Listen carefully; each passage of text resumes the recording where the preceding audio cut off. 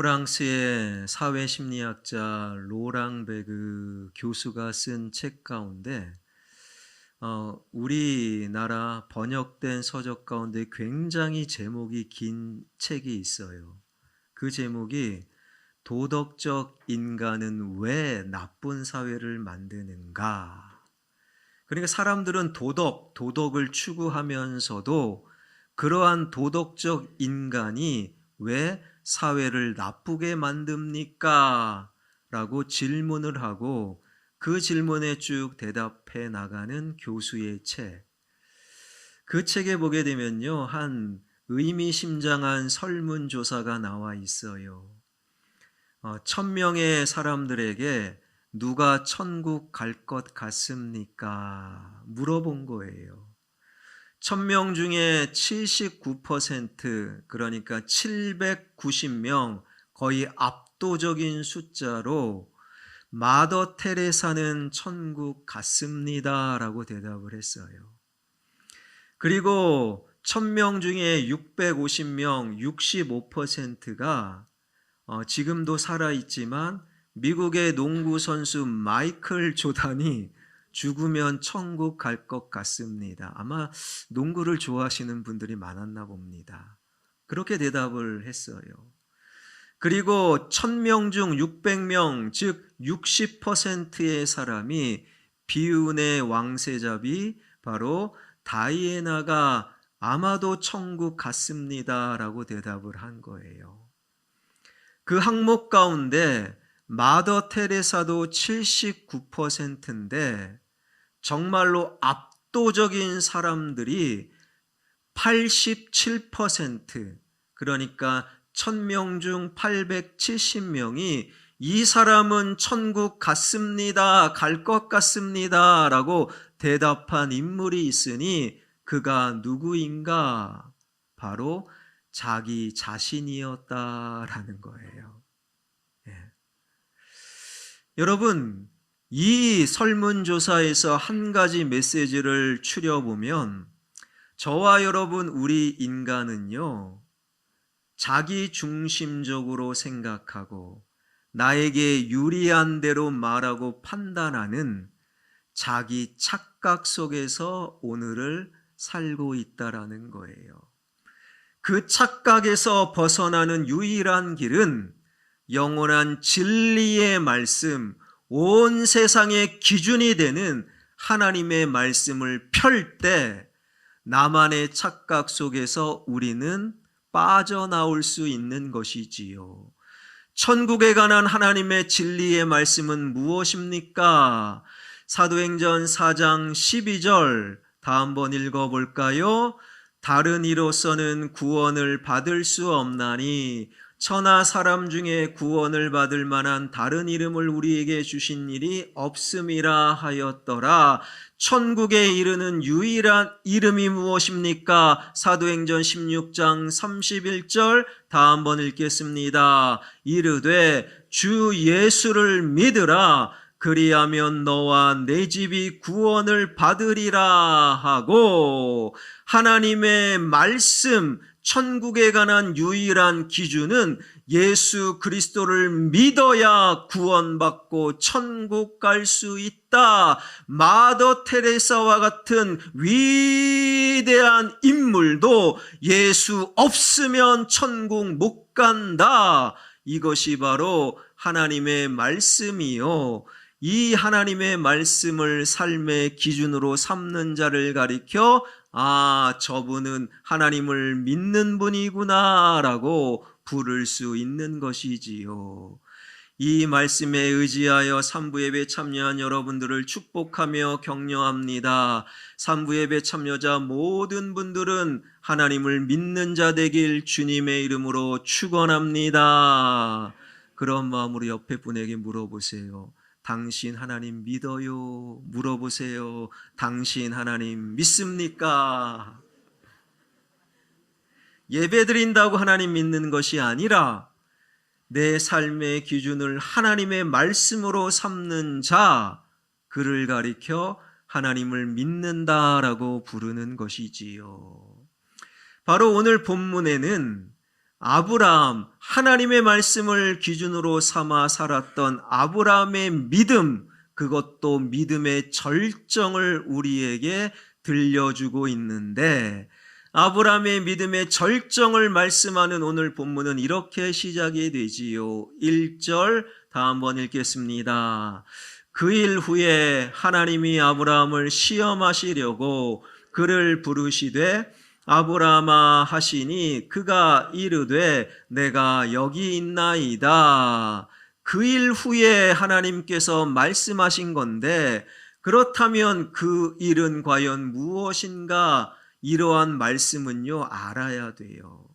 어떤 일이 조금 전에 벌어졌는가? 창세기 21장으로 넘어가 보면요, 아브라함이 100살, 아내 사라가 90살, 인간적으로 자연 법칙으로 임신과 출산이 불가능한 그러한 죽은 몸과 같았던 아브람과 사라를 통하여 하나님께서 생명 아들 이삭을 허락하시지요.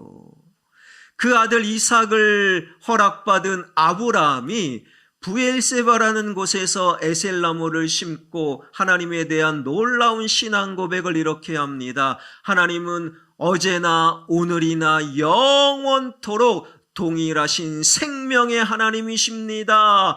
영원하신 하나님에 대한 아름다운 신앙 고백을 한 이후에 하나님은 아브라함에게 오늘 말씀을 하고 계시는 거예요. 그 말씀이 무엇입니까? 2절입니다. 다 한번 읽어볼까요?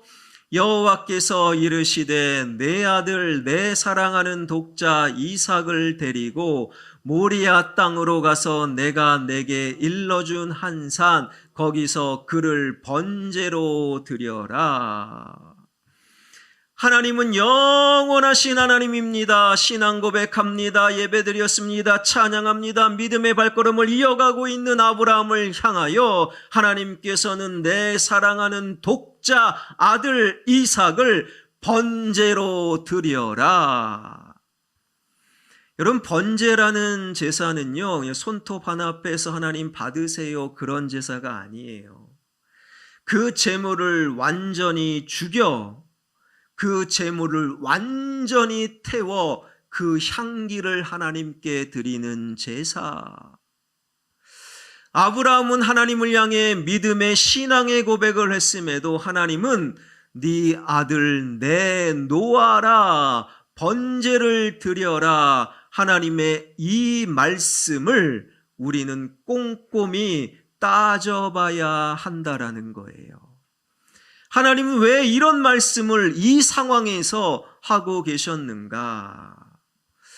이 하나님의 말씀, 창세기 22장 전체를 바르게 이해할 수 있는 키워드 하나가 오늘 본문 2절에 1절에 숨겨져 있어요. 1절 말씀 다시 한번 제가 읽어볼게요. 그 일 후에 하나님이 아브라함을 시험하시려고 그를 부르시되 아브라함아 하시니 그가 이르되 내가 여기 있나이다. 다소 충격적인 하나님의 말씀, 창세기 22장을 온전히 이해할 수 있는 키워드가 되는 하나님의 말씀, 그 단어는 무엇이겠습니까? 뭘까요? 맞아요. 어떻게 하셨습니까? 시험이라는 단어예요. 성경에 밑줄 긋는 분들은 시험, 여기에 동그라미. 그러니까 오늘 본문의 말씀은요, 창세기 22장은 다른 것이 아니라 성경이 정한 바 아브라함을 향한 하나님의 시험이었다. 이 시험이라는 관점으로 보아야 오늘 본문의 말씀을 온전히 이해할 수 있는 거예요. 여러분, 시험은 뭡니까? 가끔씩 권사님이신데도 저한테 이렇게 말씀하시는 분들이 있어요. 목사님, 사탄에게 시험당했어요. 사탄에게 시험당했어요. 그게 올바른 표현일까요? 시험이 뭡니까? 여러분, 시험이라는 이 히브리어 단어가 나사, 이 나사라는 단어는요, 주어가 누구냐에 따라서 의미가 달라져요.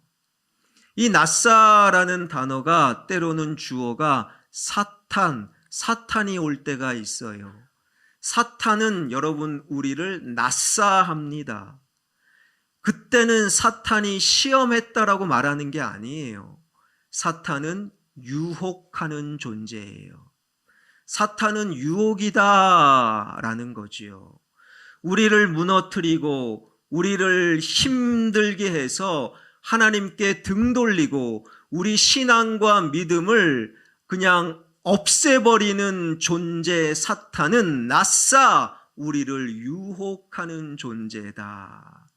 그러니까 앞으로 사탄이 시험했어요 그런 말씀 쓰시면 안 돼요. 정확한 용어는 사탄이 유혹했습니다 라고 부르는 거예요. 그런데 낫사의 주어가 때로는 하나님이 될 때가 있어요. 하나님도 우리를 낫사하셔요. 이때 하나님은 힘들어 봐라, 골탕 먹어 봐라 그런 목적으로 낫사하시는 것이 아니에요. 하나님은 하나님의 낫사는 테스트, 이것을 시험이다라고 부르는 것이지요. 여러분 학교에서 학생들이 왜 시험 봅니까? 시험을 봐야 공부를 하더라고요. 시험이 없으면 별로 공부 안 할 겁니다. 시험을 치러야 정답과 오답을 아는 거예요. 테스트를 통과해야 자격이 주어지는 거지요. 마찬가지라는 거예요. 하나님도 당신의 백성들을 때로는 낫사 시험 테스트 하심으로 말미암아 믿음을 바르게 세우시는 거예요. 흔들리는 우리 신앙을 견고하게 성숙으로 안내하시는 거예요. 무엇이 정답인지 삶 속에서 하나님의 정답을 알려주시기 위해 하나님도 낫사 시험하신다. 그러니 오늘 본문의 관점은요, 믿음을 성장, 신앙을 성숙하시기 원하시는 하나님의 마음으로 읽어나갈 수 있을 때 오늘 본문을 온전히 이해하는 거예요. 한번 믿음으로 아들 드렸다. 그래서 하나님의 복을 받았다. 그래서 내 아들 드리자. 이런 말씀이 아니라는 거예요. 바로 믿음을, 신앙을 성숙해 하기 원하시는 하나님의 마음, 이것이 바로 아브라함을 향한 하나님의 테스트, 아브라함이 풀어가야 될 시험 문제였다라는 거예요. 여러분, 아브라함이 풀어야 될 하나님의 테스트 시험 문제를 좀 더 구체적으로 보게 되면 이러한 문제를 내셨네요. 2절입니다. 여호와께서 이르시되 내 아들 내 사랑하는 독자 이삭을 데리고 모리아 땅으로 가서 내가 내게 일러준 한 산 거기서 그를 번제로 드려라. 여러분 이 2절 말씀을 이해하면요 엄청난 하나님의 마음을 발견하게 되는데요. 여러분 이 2절 말씀은 먼저 어떤 말씀과 연결이 되느냐? 성경에 글을 쓰시는 분들은 창세기 12장 1절 적어 넣으시면 돼요. 창세기 22장 2절에 하나님의 시험은 수십 년 전 이미 말씀하신 아브라함을 향한 테스트, 창세기 12장 1절과 연결이 된다라는 거예요. 창세기 12장 1절 말씀은 어떤 말씀이었습니까? 아브라함아 고향과 친척과 아버지 집을 떠나라. 떠나서 너에게 보여줄 땅으로 가면 아브라함이 뭐가 됩니까? 복이 된다. 수십 년 전에 하나님이 이미 이 말씀하셨죠. 아브라함에게 당시 고향과 친척과 아버지 집은요, 뭐가 되겠습니까? 없어서는 안 될 존재예요. 75세의 아브라함에게 고향과 친척과 아버지 집은 이것 없으면 못 살아. 그것을 떠나라. 그것을 포기해라. 수십 년 전에 하나님은 이 말씀하셨다라는 거예요. 그리고 25년이 지나 100살 때 하나님의 은혜와 능력으로 이삭을 얻게 되었잖아요. 이삭도 없으면 못 사는 거예요. 이삭 없으면 나는 하루도 살 수 없습니다. 1초도 살 수 없습니다. 그런데 그 이삭을 하나님께서는 번제로 드려라, 내놓아라, 떠나 보내라. 똑같은 의미의 시험 문제를 내셨다라는 거예요. 여러분, 믿음의 수준이 어느 정도 올라가면요, 하나님의 시험 문제가 어려워져요. 어떤 시험이냐? 없어서는 안 될 것, 그건 내놓아라. 없으면 죽을 것 같아요 하는 그것을 떠나 보내라. 아브라함에게 아들 이삭을 떠나 보내라. 이것이 바로 아브라함이 풀어내야 될 시험 문제였다라는 거예요. 말씀을 여기까지 듣고 보니 아주 몇 사람 몇 분이 눈이 파르르 떨립니다. 야, 오늘 예배 괜히 드렸다. 놀러 갈 걸. 괜히 그렇게 오해하시는 분들이 있어요. 여러분, 걱정하지 마세요. 염려하지 마세요. 제가 이렇게 보니까요, 3부 예배 드리는 예배자들 여러분들 가운데 이런 어려운 시험 문제를 하나님께서 내실 분이 많지 않다라는 거예요. 여러분, 하나님의 시험의 속성을 잘 아셔야 돼요. 세상의 시험은요, 떨어뜨리기 위해 내더라고요. 우리 막내 녀석이 초등학교 5학년입니다. 초등학교 5학년 수학 문제를 제가 좀 봤어요. 아빠가 가르쳐 줄게, 가지고 와! 자신 있게 부릅니다. 시험 문제를 접한 그 순간 눈앞이 캄캄하더라고요. 주여가 나오더라고요. 초등학교 5학년 시험 문제가 어려워요. 여러분, 세상의 시험 문제는 떨어뜨리기 위해서 내요. 그러나 하나님의 우리를 향한 시험 문제는 우리를 세워주시기 위해, 우리를 성숙하게 하기 위하여 하나님은 시험 문제를 내셔요. 그러니 하나님께서 아브라함에게, 하나님께서 나에게 시험 문제를 내실 때 이미 나는요, 그 문제를 풀 수 있는 능력이 나에게 있다라는 거예요. 이것을 놓치지 않을 때 우리는 하나님의 시험 문제 앞에 너무너무 어려워할 필요가 없다라는 거예요. 여러분, 이 말씀은요, 2절에서 분명해집니다. 2절 말씀 다시 한번 볼까요? 2절 말씀 다 한번 읽겠습니다. 시작. 여호와께서 이르시되 내 아들 내 사랑하는 독자 이삭을 데리고 모리아 땅으로 가서 그가 내게 일러준 한 산 거기서 그를 번제로 드려라.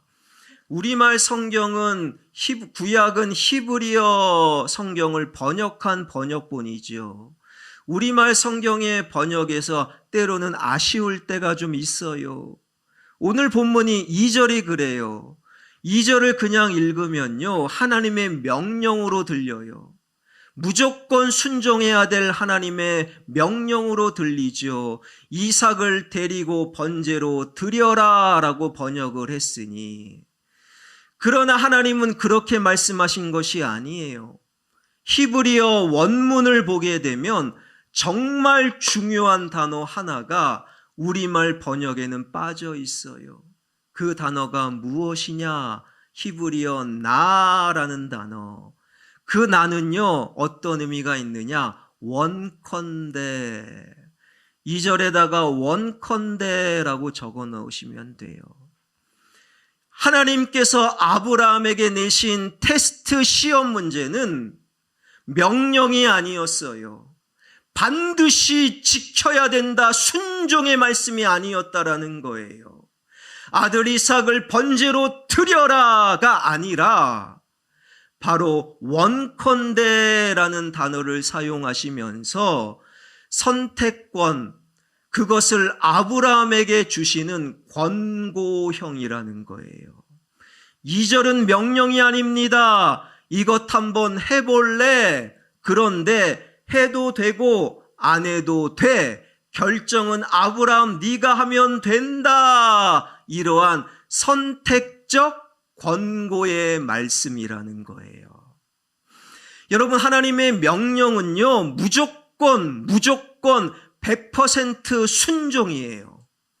그러나 아브라함을 향한 테스트는요, 아브라함의 수준을 하나님께서 고려하셔서 선택을 바로 아브라함에게 주시는 아들 이삭을 번제로 드려 볼래? 선택은 네가 해도 돼. 이것이 정확한 2절의 말씀이라는 거예요. 이 말씀 속에서 하나님의 테스트의 속성을 우리는 발견하게 됩니다. 여러분, 하나님께서는 내가 나를 아는 것보다 더 나를 잘 아시잖아요. 그거 믿어야 됩니다. 여러분, 나를 더 잘 아시는 하나님께서 내가 풀 수 있는 수준의 테스트만 하신다라는 거예요. 여러분, 교회에 모여있는 우리 믿음, 예배 드리는 예배자들의 믿음을 간략하게 연구를 해보면요, 세 종류로 나눠집니다.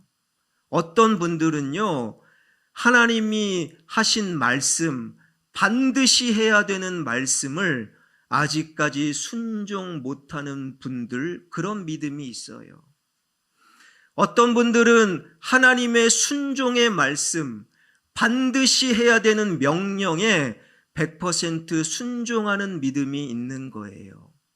그러나 또 어떤 분들은 여기에 머물지 않고 반드시 순종해야 될 말씀은 아니지만 선택하라고 나에게 결정권을 주셨지만 믿음으로 그것을 선택하여 하는 신앙과 믿음의 성숙자가 있다라는 거예요. 한 예를 들어볼까요? 주일 성수는 여러분 뭡니까? 반드시 해야 되는 거예요. 안 하면 죄예요. 그런데 여러 가지 상황과 형편 때문에 주일 성수, 반드시 순종해야 될 성수를 못하는 분들이 있어요. 그러한 분들을 향한 하나님의 마음은 이제는 주일 성수하는 신앙으로 성장하기를 하나님은 원하셔서 그런 분들에게 테스트하시는 거예요.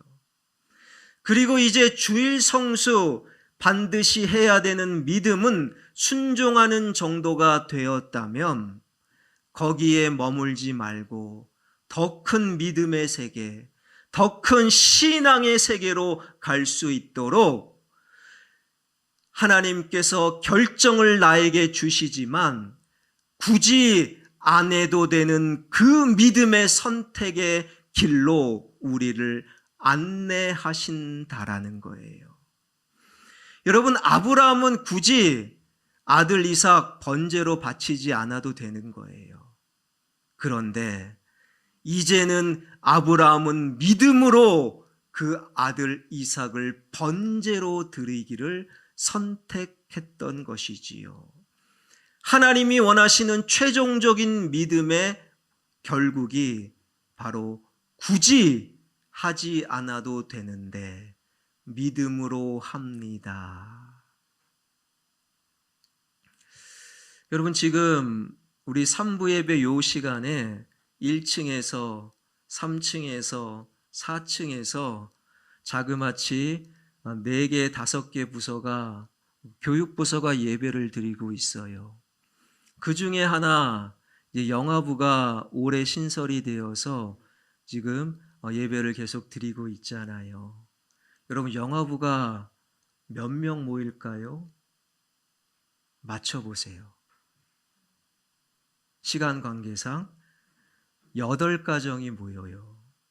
아빠, 엄마, 아들이든 딸이든, 그러니까 예배드리는 영화부, 아빠, 엄마, 젊은 집사님들과 성도들과 아이들이 24명, 5명.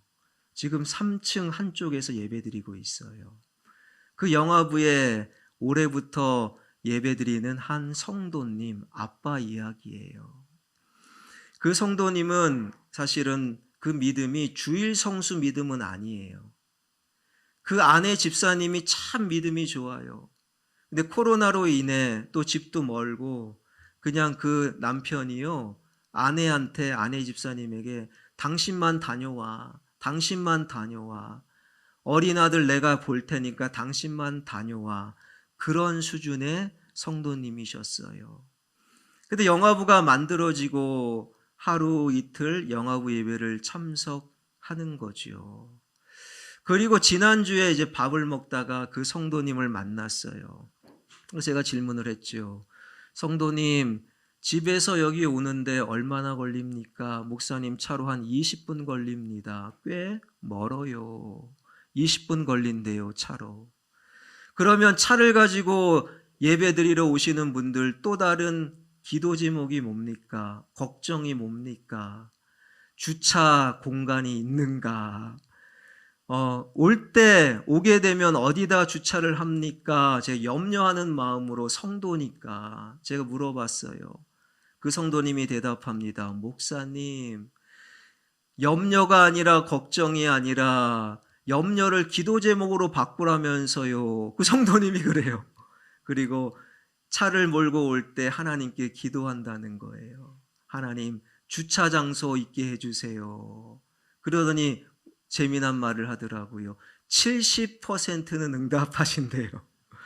70% 열의 7은 교회 주차장에 할 수 있고, 나머지 30%는 주차장 공간을 찾아 떠돌아다닌다는 거예요.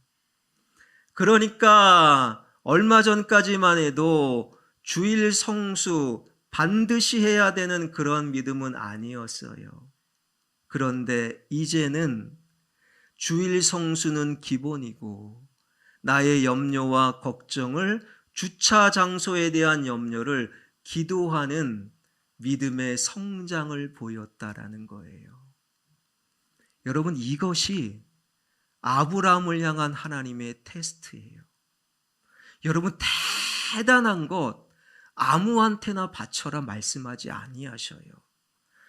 나보다 나를 더 잘 아시는 하나님께서 내 수준에 맞는 것, 그것을 내놓으라 테스트 하시는데, 왜요?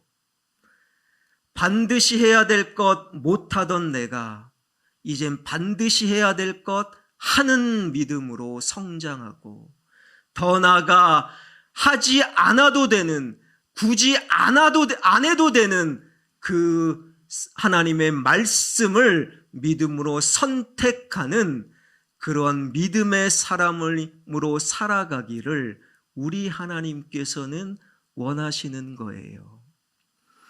여러분, 오늘 산부 예배 가운데 신탄진에서 대중교통으로 오신 권사님이 계시지요. 누구라고 말씀 안 드려요. 여러분, 이러한 권사님을 우리가 돕기 위해서, 격려하기 위해서 우리는 어떻게 해야 됩니까? 신탄진에서 뭐 여기까지 와, 거기에 교회도 많은데 굳이 왜 여기까지 와, 뭐 그런 마음이 들지요. 그럼에도 한 달에 한 번씩 예배 드리러 오는 권사님을 돕기 위해, 예배 드리러 오는 권사님, 굳이 여기까지 올 필요 없지만 한 달에 한 번 예배 드리러 오는 권사님, 내가 기도해 줄게요. 내가 오늘 점심 쏠게요. 점심은 식당에서 쏠게요. 이렇게 한마디 위로의 말을 하는 것이 진정으로 그런 분들을 돕는 자라는 거예요. 굳이 그렇게 할 필요 없는데 믿음으로 선택했던 아브라함의 믿음을 3절에서 확인해 봅니다. 3절 말씀 다 한번 읽겠습니다. 시작. 아브라함이 아침에 일찍이 일어나 나귀의 안장을 지우고 두 종과 그의 아들 이삭을 데리고 번제에 쓸 나무를 쪼개어 가지고 떠나 하나님이 자기에게 일러주신 곳으로 가더니, 굳이 그렇게 할 필요 없어요. 안 해도 됩니다. 하나님, 그거는 좀 곤란한데요. 나에게 결정권을 줬으니 이번에는 번제로 바치지 않겠습니다. 번제로 바치되 내 아들은 안 되겠습니다 해도 되는데, 굳이 그렇게 하지 않아도 되는 하나님의 말씀을 믿음으로 받아들여 선택의 말씀을 필수의 말씀으로 받아들였던 아브라함이 다음날 일찍이 일어납니다. 그리고 아들을 데리고 두 종을 데리고 모리아산으로 떠났다. 여러분, 그런 아브라함에게 임한 하나님의 능력과 은혜는 무엇이겠습니까? 여러분, 모리아산까지 가는 여정, 부엘세바에서 모리아산까지 약 75km. 그래서 4절을 보게 되면 3일 동안 걸어갔다라는 그러한 말씀이 있어요. 3일 동안 75km를 걸어간 거예요. 여러분, 굳이 그렇게 할 필요 없는데 하겠다고 믿음으로 나섰던 아브라함, 그래도 고민이 있는 거예요. 그래도 걱정이 있는 거죠. 복잡한 마음이 있는 거예요. 그럼에도 불구하고 아브라함의 마음과 복잡한 생각의 기준은 무엇이었는가? 사도 바울을 통해 그 기준을 하나님께서는 이렇게 알려주시는데, 로마서 4장 19절 다 한번 읽어볼까요? 그가 100세나 되어 자기 몸이 죽은 것 같고 사라의 태가 죽은 것 같음을 알고도 믿음이 약하여지지 아니하고. 여러분, 생각이 복잡하면, 여러 마음이 들게 되면요, 믿음도 약해져요. 그러나 굳이 그렇게 할 필요 없는데도 믿음으로 나아가는 여정 속에 하나님은 그 믿음을 약하게 하지 않도록 지켜 보호하여 주신다라는 거예요. 하나님이 그 믿음을 단단히 붙잡아 주시니 모리아산에 도착한 아브라함이 놀라운 고백을 하잖아요. 5절입니다. 다 한번 읽어볼까요? 이에 아브라함이 종들에게 이르되 너희는 나귀와 함께 여기서 기다리라. 내가 이와 함께 저기 가서 예배하고 우리가 너희에게로 돌아오리라 하고. 성경에 밑줄 긋는 분들, 우리가 너희에게 돌아오리라. 이 말씀이, 이 단어가 참 의미심장하지요. 아브라함이 이제는 모리아산에 도착했어요. 두 종은 여기에 있어라. 그리고 아들 이삭을 데리고 번제를 드리려 올라갑니다. 그러면서 종들에게 하는 말, 우리가 너희에게 돌아오리라. 이건 맞지 않는 말이에요. 이상한 말이에요. 왜요? 아들 이삭을 죽여 번제로 드렸으니 내가 너희에게 돌아오리라 해야 되는 거예요. 그런데 아브라함은 우리가 너희에게 돌아오리라. 여러분, 아브라함은요, 수십 년 전에 없어서는 안 될 존재, 고향과 친척과 아버지 집을 떠날 때 하나님은 복이라고 말씀하셨어요. 복을 향해, 복된 말씀을 향해 떠날 수 있었던 거예요. 그런데 그때의 믿음이 더 성장하여 이번에는 복도 말씀하지 아니하셔요. 아들 이삭을 내어놓으라, 그러면 복이 된다라고 말씀하지 아니하셨음에도 불구하고 굳이 그렇게 하지 않아도 되는 그 믿음의 선택 위에 아브라함은 하나님의 놀라운 능력을 발견하게 되었는데, 그 능력이 무엇입니까? 히브리서 11장 19절에 정확히 나와 있어요. 그가, 즉 아브라함이 하나님이 능히 이삭을 죽은 자 가운데서 다시 살리실 줄로 생각한지라. 설사 내 아들 내가 번제물로 죽일지라도, 그러나 하나님께서 내 아들 이삭을 다시 살려주신다. 이 하나님의 능력을 비로소 아브라함은 경험하고 만나고 알게 된 거예요. 여러분, 하나님이 어루만져 주셔야 죽었던 내 몸이 사는 거예요. 하나님이 함께 하셔야 죽은 자녀들 살 수 있는 거예요. 하나님이 살려주셔야 죽을 것 같은 내 인생이 온전히 살아갈 수 있는 것이지요. 다시 살리시는 하나님의 놀라운 능력은 바로 아브라함처럼 굳이 그렇게 하지 않아도 되는데 믿음으로 그 길 나아가는 자들이 경험한다라는 거예요. 이것이 바로 오늘 하나님의 말씀이라는 거예요. 여러분의 믿음은 어떻습니까? 그저 하나님의 명확한 말씀인데도 그것 하지 못함으로 늘 하나님께 죄송합니까? 언제까지 죄송할 거예요? 이제는 하나님의 마음을 깨달아 하나님의 말씀이라면 100% 순종하는 믿음으로 성장할 수 있길 바랍니다. 그리고 거기서 나의 믿음을 끝내지 마십시오. 하나님은 어디까지 가길 원하십니까? 오늘 본문 아브라함처럼 굳이 그렇게 하지 않아도 돼요. 아들 이삭 번제로 바치지 않아도 돼요. 그런데 하나님의 마음을 깨달아 아들 이삭을 번제로 바치는 그 믿음으로 하나님은 성숙하기를 원하시는 거지요. 그런 믿음의 삶을 소망하는 자, 없어서는 안 될 그것을 때로는 내놓으라고 하실 때가 있어요. 그때 굳이 그렇게 하지 않아도 되는데 믿음으로 그건 내놓을 수 있는, 그래서 하나님의 다시 살리심의 능력을 경험하는 저와 여러분, 우리 모두가 되길 주님의 이름으로 축원합니다.